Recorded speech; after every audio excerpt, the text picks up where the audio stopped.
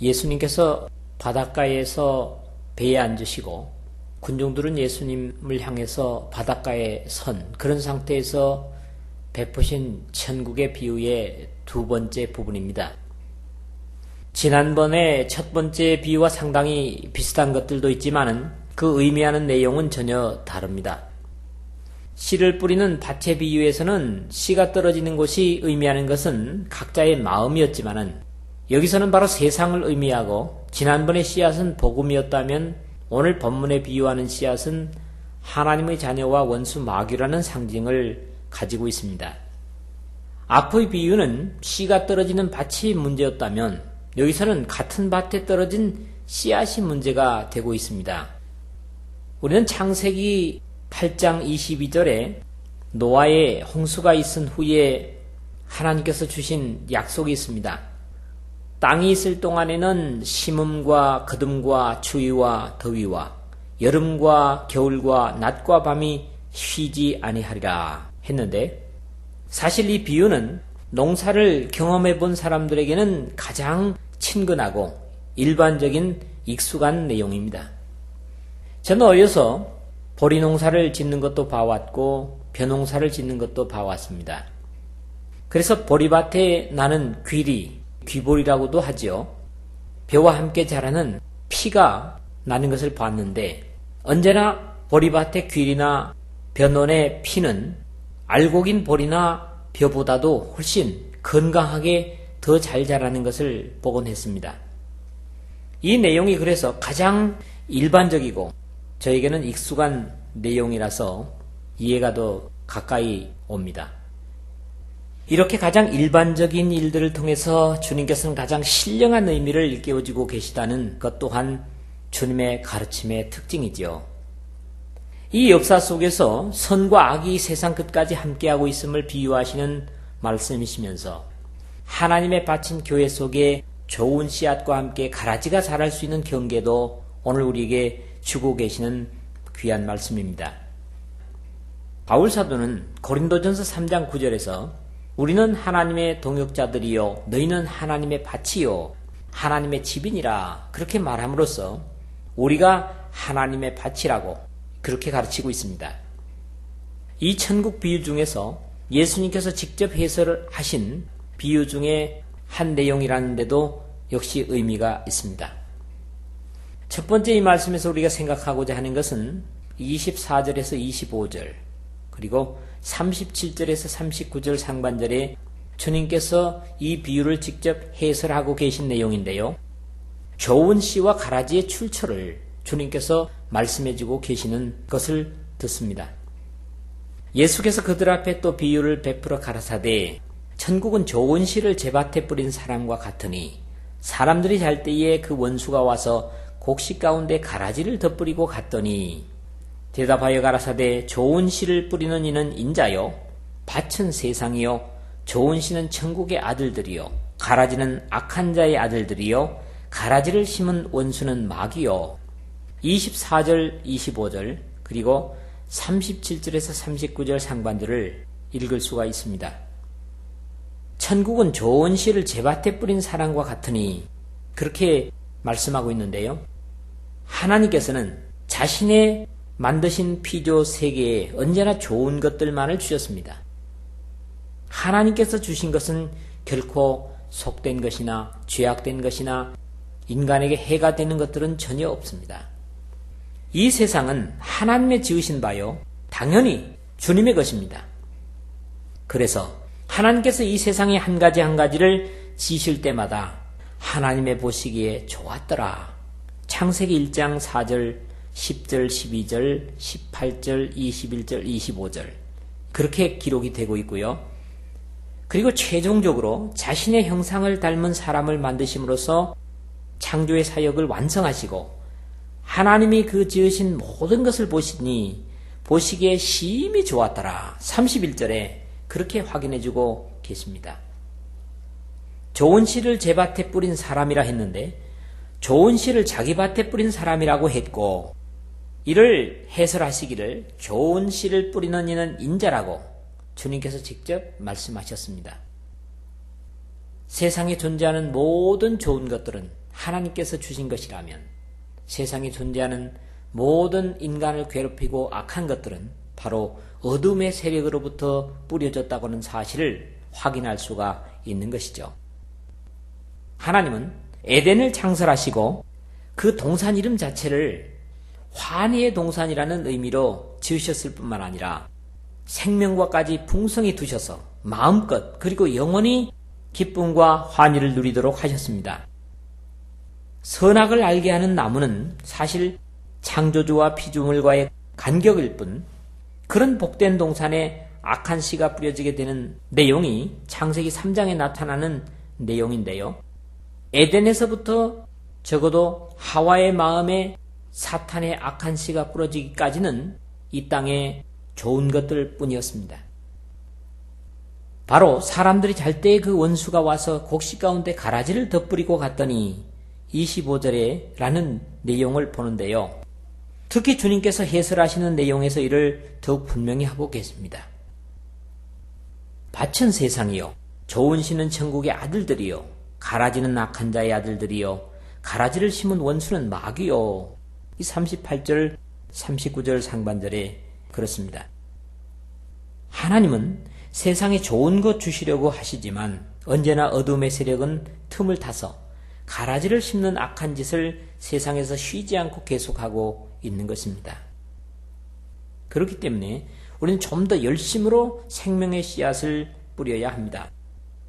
사람들이 잘 때에 그 원수가 와서 곡식 가운데 가라지를 덧뿌리고 갔더니 라는 경계 역시 우리 믿음의 사람들의 영적인 잠을 경계하는 내용이기도 합니다. 어둠의 시간과 역사, 어둠의 장소는 마귀의 활동 무대여 가라지가 뿌려질 수 있는 경계의 시간입니다. 언제나 죄는 어둠 가운데 일어납니다. 광명에선 죄를 짓는다고 할지라도 그렇게 심각한 일들은 적습니다. 가라지는 언제나 잘 때 뿌려짐을 명심하고 우리 믿음의 사람들이 영혼의 잠을 자는 일이 있어서는 안 되겠습니다. 그러나 우리의 변할 수 없는 확신은 악한 자들의 역사는 언젠가 끝날 때가 있다는 사실입니다. 틈만 나면 가라지를 뿌리는 원수 마귀를 결박하시기 위해서 주님은 우리와 똑같은 육신을 입고 이 땅에 오셔서 마귀의 머리를 상하게 하시려고 십자가의 고난을 당하셨습니다. 세상을 창조하시고 아름다운 것으로 이 땅에 가득하게 하셨지만은 마귀가 결국 하와의 마음에 가라지를 덧뿌림으로써 세상에 죄가 들어오고 가시와 은공기가 난 세상, 그래서 사람들이 살기에 적절치 못하고 하나님을 대항하는 사람들로 가득 탄 이 세상, 사람들은 결국 죽음으로 가게 되었고 계속 자녀를 낳지만 사망에 바쳐지는 생명들이 되고 말았습니다. 이런 결국 가라지가 뿌린 죄의 결과로 인해서 죽게 된 인간들을 다시 구원하시기 위해서 새로운 생명의 씨, 예수 그리스도의 구원의 보혈이 이 땅에 뿌려지기 위해서 낮고 천한 인간의 몸을 입고 이 땅에 오셔서 십자가를 치신 것, 이것도 역시 죄악 속에 죽음 속에 주님께서 주신 좋은 씨앗입니다. 그러므로 악의 세력은 이미 예수님께서 십자가에 달리심으로 묶임을 당하고 남은 발악을 다하면서 마지막까지 할 수 있는 온갖 방해 공작을 계속하고 있습니다. 그럼에도 절망적이지 않은 사실은 좋은 씨와 가라지를 해설하시는 말씀 속에서 좋은 씨는 천국의 아들들이요 가라지는 악한 자의 아들들이라는 말씀은 본질적으로 종자가 변할 수 없음에도 여기서 아들들이라고 천국의 아들들, 악한 자의 아들들이라고 말씀하심으로써 본질상 진노의 자녀였던 우리가 예수 그리스도의 십자가의 피의 은혜로 마지막 때까지 하나님의 자녀로 호적할 수 있는 변화의 가능성을 말씀하고 있다는 사실을 조심성 있게 이해할 수가 있습니다. 우리는 주님과 함께 힘을 다해 이 역사의 밭에 좋은 씨를 심고 영광과 기쁨의 추수의 날을 기다리는 소망의 삶을 사는 저와 여러분 되시기를 주님의 이름으로 부탁을 드립니다. 두 번째 부분은 오늘 본문 26절에서 29절인데요. 가라지를 마지막 추수 때까지 두는 이유를 여기서 말씀하고 있습니다. 우리는 왜 하나님께서 나쁜 것들을 허락하시는가? 왜 악을 허락하시는가? 왜 이것을 속히 제거하시지 않으시는가? 이런 의문들을 갖습니다마는 거기에도 분명한 이유가 있음을 주님은 말씀하고 계십니다. 싹이 나고 결실할 때에 가라지도 보이거늘 집주인의 종들이 와서 말하되 주여 밭에 좋은 씨를 심지 아니하였나이까? 그러면 가라지가 어디서 생겼나이까? 주인이 가로되 원수가 이렇게 하였구나. 종들이 말하되 그러면 우리가 가서 이것을 뽑기를 원하시나이까? 주인이 가로되 가만두어라. 가라지를 뽑다가 곡식까지 뽑을까 염려하노라. 이렇게 말씀하고 있죠. 가라지의 특징을 우리가 살펴본다면 여러 가지가 있겠지만은 크게 3가지 정도의 특징을 가지고 있다고 생각을 합니다. 첫째로 가라지는 곡식과 함께 자랍니다. 가라지의 특징은 곡식과 함께 자란다는 사실입니다. 만약에 가라지가 밭이 아닌 산이나 딴 곳에 자란다면 그것을 뽑아낼 이유도 없겠죠. 근데 가라지는 항상 곡식과 함께 자란다는 사실이죠. 가라지의 특징의 2번째는 결실할 때까지는 곡식과 구분이 거의 불가능하다는 사실입니다. 좀 과격한 얘기겠지만은 교회 속에 안타깝게도 알곡과 가라지가 같이 자란다고 하는 것을 이 말씀은 우리에게 시사를 하거든요. 그러나 마지막 추수 때가 될 때까지 주님께서 이 땅에 다시 오실 때까지는 어느 사람이 가라지인지를 우리 인간의 눈으로는 구분할 수가 없다는 사실을 역시 생각할 수가 있겠죠. 가라지의 특징의 3번째는 농사를 전문으로 하는 사람들은 날 때부터 가라지를 구분할 수 있다는 겁니다. 그래서 오늘 본문의 내용에도 보면 종들이 와서 말하되 주의 밭에 좋은 씨를 심지 아니하였나이까? 그러면 가라지가 어디서 생겼나이까? 주인이 가로되 원수가 이렇게 하였구나. 종들이 말하되 그럼 우리가 가서 이것을 뽑기를 원하시나이까? 이렇게 말을 하고 있는데요. 이미 그 종들은 가라지가 나면서부터 알고 보았다는 사실입니다. 제가 어려서 지금처럼 이항기나 콤바인 같은 기계가 없는 그 논에서 벼농사를 하는 그런 것을 많이 봐왔는데요. 먼저 모판에서부터 피살이가 시작이 되죠.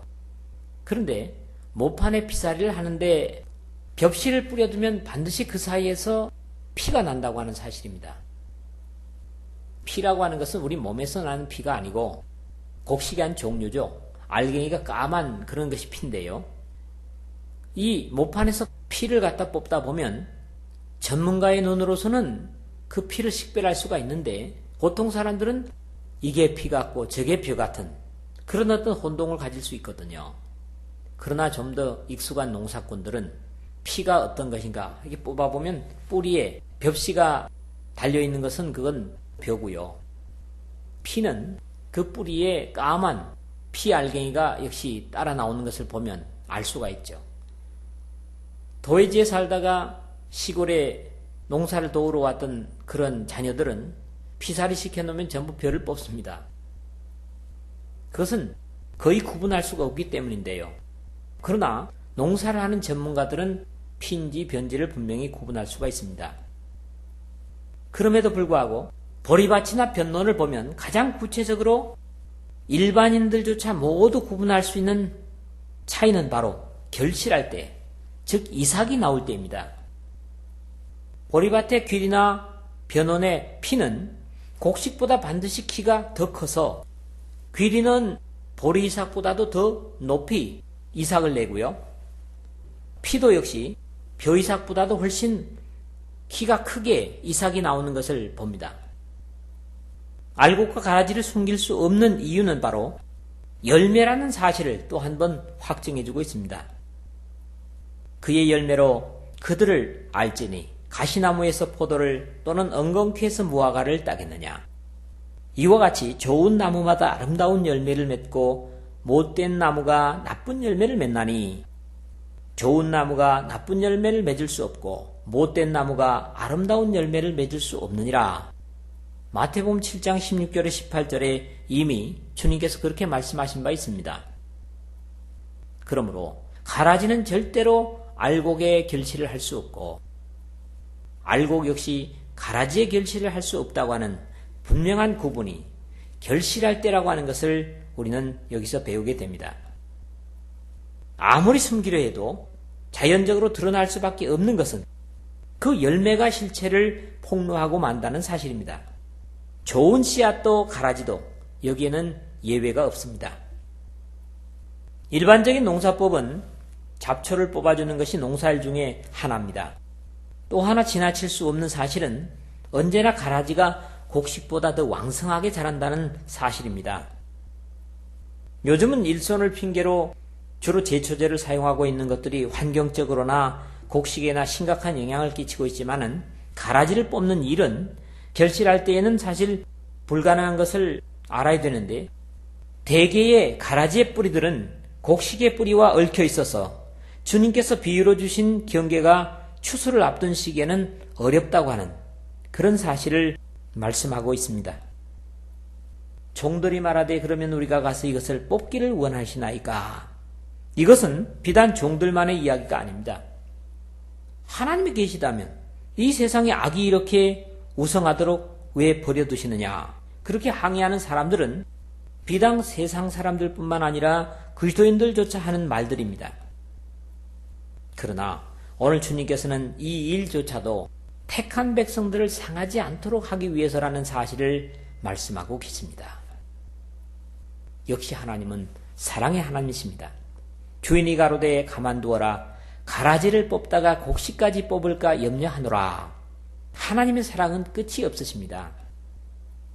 그러므로 오늘 우리가 하나님의 밭에 아직도 남아있는 것은 우리 각자의 능력이 아니라 주님께서 보존해 주시기 때문임을 확신하고 감사하는 저와 여러분 되시기를 주님의 이름으로 부탁을 드립니다. 세 번째 이 말씀에 생각하는 것은 30절 그리고 39절 하반절에서 43절의 내용인데요. 알곡과 가라지의 처리가 분명할 것이다 하는 주님의 약속입니다. 30절에 둘 다 추수 때까지 함께 자라게 두어라. 추수 때에 내가 추수꾼에게 말하기를 가라지는 먼저 거두어 불사르게 단으로 묶고 곡식은 모아 내 곡간에 넣으리라 하라. 그 다음에 39절 하반절에서 43절을 다시 보면요. 추수 때는 세상 끝이요 추수꾼은 천사들이니 그런즉 가라지를 거두어 불에 사르는 것 같이 세상 끝에도 그러하리라. 인자가 그 천사들을 보내리니 저희가 그 나라에서 모든 넘어지게 하는 것과 또 불법을 행하는 자들을 거두어내어 풀무불에 던져 넣으리니 거기서 울며 이를 갈미 있으리라. 그때에 의인들은 자기 아버지 나라에서 해와 같이 빛나리라. 귀 있는 자는 들으라. 이 마지막 부분에서 주님은 좀 더 분명히 좋은 곡식과 가라지의 종말에 대해서 말씀하시고 또 가라지의 악영향을 구체적으로 지적하고 계십니다. 둘 다 추수 때까지 함께 자라게 두어라. 추수 때에 내가 추수꾼들에게 말하기를 가라지는 먼저 거두어 불사르게 단으로 묶고 곡식은 모아 내 곡간에 넣으라 하리라 하셨는데 가라지가 먼저 불사르기 위해서 단으로 묶이고 곡식은 내 곡간에 넣으라는 선언을 했습니다. 바로 내 곡간, 하나님께서 알곡들 같은 성도들을 위해서 준비하신 천국을 말씀하는 것이죠. 이를 다시 해설해서 이르시기를 추수 때는 세상 끝이요 추수꾼은 천사들이니 그런즉 가라지를 거두어 불에 사르는 것 같이 세상 끝에도 그러하리라. 그렇게 말씀을 하십니다. 세상 끝에 이 세상 속에서는 별로 차이가 없어 보였던 것들이 환연하게 구분을 갖게 되고 각자의 운명이 완전히 바뀌는 것을 우리는 이 내용에서 역시 읽습니다. 하나님께서는 천사들을 사람보다 유용하게 사용하십니다. 그것은 불순적으로 타락한 일련의 천사들 외에는 철저한 순종을 드리고 있기 때문입니다. 그러나 인간과 같은 특권을 주시지는 않으셨습니다. 천사들은 하나님의 심부름꾼들로 하나님의 백성들을 섬길 뿐만 아니라 히브리서 1장 14절 이런 사실을 읽을 수가 있죠. 모든 천사들은 부리는 영으로서 구원 얻을 후사들을 위하여 섬기라고 보내심이 아니뇨. 그렇게 기록이 되고 있습니다.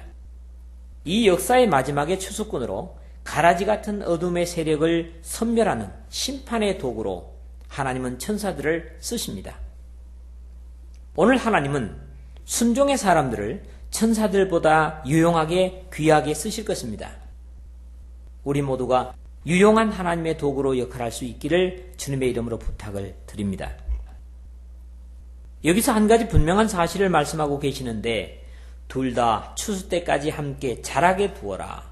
추수 때에 내가 추수꾼들에게 말하기를 가라지는 먼저 거두어 불사르게 단으로 묶고 곡식은 모아 내 곡간에 넣으라 하리라 하신 내용을 해석하시면서 인자가 그 천사들을 보내리니 저희가 그 나라에서 모든 넘어지게 하는 것과 또 불법을 행하는 자들을 거두어내어 풀무불에 던져 넣으리니 거기서 울며 이를 갈미 있으리라 하신 말씀에서 두 가지의 가라지들의 역할을 말씀하고 계신 사실입니다. 모든 넘어지게 하는 것, 불법을 행하는 자들인데 이 두 가지는 언제나 주님께서 경계하셨던 항목입니다. 첫 번째는 모든 넘어지게 하는 것 그랬는데 주님께서는 누구든지 나를 믿는 이 소자 중 하나를 실족해 하면 차라리 연자맷돌을 그 목에 달리우고 깊은 바다에 빠뜨리우는 것이 나으니라. 실족해 하는 일들이 있음을 인하여 세상에 화가 있도다. 실족해 하는 일이 없을 수는 없으나 실족해 하는 그 사람에게는 화가 있도다. 마태복음 18장 6절 7절에서 그렇게 경계를 하셨고 이 사실을 바울 사도의 경계에서도 읽습니다. 바울 사도는 남에게 이 말씀을 적용하기보다는 자기 자신에게 경계로 고백하고 있는 것을 듣습니다. 그러므로 만일 식물이 내 형제로 실족해 하면 나는 영원히 고기를 먹지 아니하여 내 형제를 실족지 않게 하리라. 고린도전서 8장 13절에 예수님께서 실족시키는 일을 인하여 형벌이 있을 것이라고 하는 선언을 하셨기 때문에 자신은 적어도 실족시키는 일이 있다면 그 일을 평생 하지 않겠다. 이런 각오를 말하고 있는 것이죠.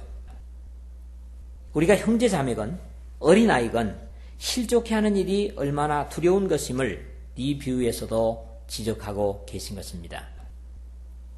그 다음에 두 번째는 불법을 행하는 자들이라고 그랬는데요. 더불어 어디서나 한결같이 경계하시는 내용 중 하나입니다. 산상보훈에서도 그날에 많은 사람이 나더러 이르되 주여 주여 우리가 주의 이름으로 선지한 노릇하며 주의 이름으로 귀신을 쫓아내며 주의 이름으로 많은 권능을 행치 아니하였나이까 하리니 그때에 내가 저희에게 밝히 말하되 내가 너희를 도무리 알지 못하니 불법을 행하는 자들아 내게서 떠나가라 하리라. 마태복음 7장 22절 23절에 역시 산상보훈의 내용에서 말씀하심으로써 불법을 행하는 것이 결국 가라지의 역할임을 아울러 경계로 말씀해주고 계십니다. 넘어지게 하는 것, 불법을 행하는 것은 마지막에 풀무불에 들어가야 될 죄악의 일들임을 경계하고 있는 것입니다. 그러므로 오늘도 마지막 추수 때를 향하여 달려가는 역사 위에서 이 두 가지의 경계를 우리 삶 속에 또는 교회 속에 점검해야만 합니다. 왜냐하면 모든 넘어지게 하는 것과 또 불법을 행하는 자들을 거두어내어 풀무불에 던져 넣으리니 거기서 울며 이를 갈미 있으리라. 그렇게 말씀하셨기 때문입니다. 그럼에도 불구하고 알곡들에게는 영광이 약속되고 있습니다. 그때에 의인들은 자기 아버지 나라에서 해와 같이 빛나리라. 귀 있는 자는 들으라. 그렇게 오늘 마지막 말씀을 하시는데요. 역시 귀 있는 자는 들으라. 이 말씀을 헤아려 들을 수 있는 복된 귀가 되어야 되겠습니다. 하나님은 구약의 다니엘을 통해서 지혜 있는 자는 궁창의 빛과 같이 빛날 것이요 많은 사람을 옳은 대로 돌아오게 한 자는 별과 같이 영원토록 비치리라. 다니엘서 12장 3절에 그렇게 약속을 하셨습니다. 한 사람이라도 넘어지게 하는 것은 지옥에 갈 일이라면 많은 사람들을 옳은 대로 돌아오게 하는 자는 별과 같이 빛날 것이다. 이런 약속을 주고 계신 것이죠. 하나님의 밭에서 충실하게 결실한 알곡들에게도 같은 귀한 약속이 주어지고 있습니다. 말씀을 맺겠습니다. 하나님께서 지으신 모든 만물은 다 아름답고 좋은 것들 뿐이었습니다. 그러나 방심한 하와의 마음에 가라지를 덧뿌린 마귀는 잠자는 어둠의 시간과 장소마다 계속 가라지를 덧뿌리는 역사를, 이 역사의 마지막 주님께서 의의 심판을 위해서 재림하실 때까지 지속되고 있습니다.